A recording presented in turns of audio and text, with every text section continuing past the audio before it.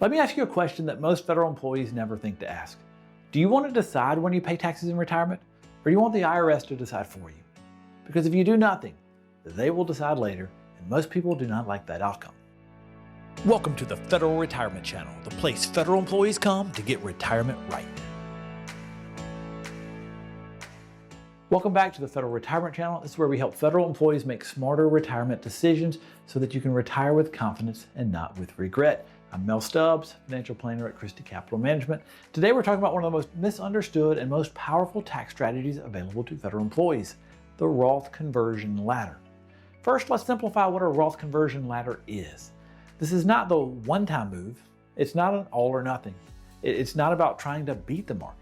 A Roth conversion ladder is a multi-year tax strategy where you gradually move money from traditional TSP or traditional IRA to Roth over time. The purpose is simple. You're intentionally deciding how much income you want to recognize each year and at what tax rate. That's the entire point. This matters so much because federal retirees are not the average retirees. Most federal employees will retire with a FERS pension, Social Security, and a large TSP balance. Most of it's going to be traditional. All of that stacks together to become taxable income. Later in retirement, that stack often gets even bigger. When required minimum distributions start, many retirees are surprised to find that their taxes didn't go down, and in many cases, they went up. A Roth conversion ladder gives you an opportunity to reshape the future tax picture before it becomes permanent. For many federal employees, there's a window of opportunity that shows up right after retirement. Your paycheck stops, but Social Security hasn't started yet, and required minimum distributions are still years away. Those early retirement years are often the lowest tax years that you'll ever have again. And a Roth conversion ladder allows you to intentionally fill up lower tax brackets during that window instead of wasting them. One of the biggest long-term benefits of this strategy is reducing future RMDs, that's required minimum distributions. Traditional TSP and IRA accounts come with rules. Eventually the IRS forces money out whether you need it or not. Those forced withdrawals can push you into higher tax brackets, increase how much of your Social Security is taxed, raise your Medicare premiums, reduce your flexibility later in life. Roth IRAs do not have required minimum distribution during your lifetime. A Roth conversion ladder slowly moves money from a forced income bucket to a flexible tax-free bucket. That flexibility is extremely valuable. Now let's talk about Medicare and IRMAA because this is where a lot of confusion exists. A Roth conversion ladder does not magically eliminate IRMAA for everyone. This is not realistic. But what it can do is reduce future exposure by preventing income from stacking on top of itself later in retirement. Many federal retirees are surprised when Medicare premiums jump because no one planned for how pension income, Social Security, and RMDs would layer together. The strategy gives you more control over the future outcome. Roth dollars also give you something that is hard to quantify, but incredibly important in retirement. It's flexibility. Tax-free income allows you to pull money without increasing taxable income.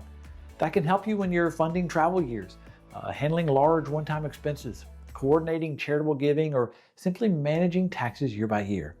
Instead of being trapped by forced withdrawals, you have options.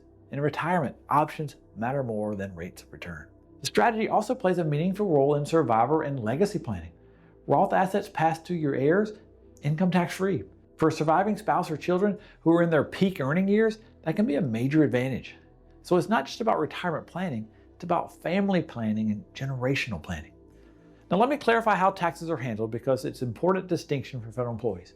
When you are doing an IRA to Roth IRA conversion, tax can be withheld directly from the conversion itself. This is very flexible, very easy to manage. However, the TSP does not allow tax withholding on Roth conversions.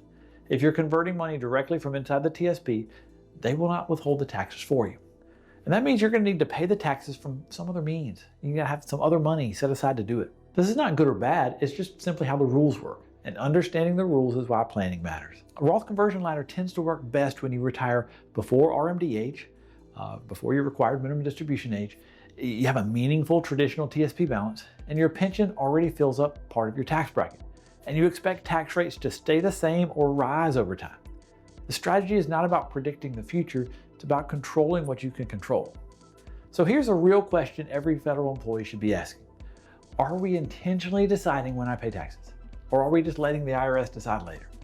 Doing nothing is still a decision, and it's often an expensive one.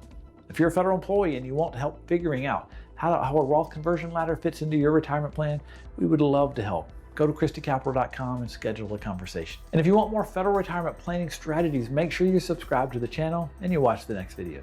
Your retirement deserves a plan, not assumptions.